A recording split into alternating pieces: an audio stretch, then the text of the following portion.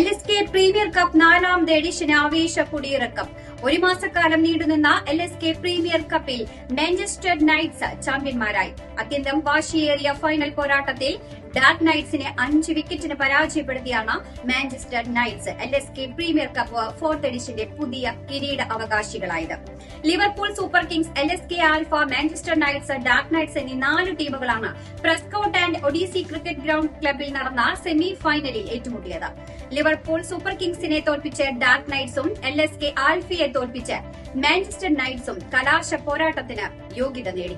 28 പന്തുകളിൽ നിന്ന് half century അടിച്ച മാഞ്ചസ്റ്റർ നൈറ്റ്സിന്റെ അമീറാണ് man of the match award കരസ്ഥമാക്കിയത്.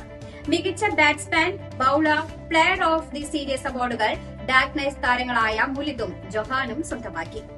മികച്ച ഫീൽഡർക്കുള്ള അവാർഡ് മാഞ്ചസ്റ്റർ നൈറ്റ്സിന്റെ സുജേഷ് കരസ്ഥമാക്കി. തുടർന്ന് നടന്ന അവാർഡ് ദാന ചടങ്ങിൽ വിജയികൾക്കുള്ള ട്രോഫിയും മെഡലും ക്യാഷ് അവാർഡുകളും വിതരണം ചെയ്തു.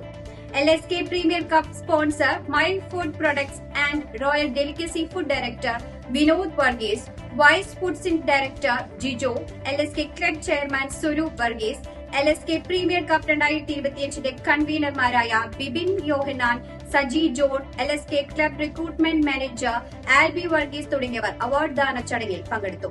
വരും വർഷങ്ങളിൽ കൂടുതൽ ടീമുകളെ ഉൾക്കൊള്ളിച്ച് ടൂർണമെന്റ് ഇനിയും മികച്ചതാക്കുമെന്നും LSK cricket club chairman Swaroop Varghese അറിയിച്ചു.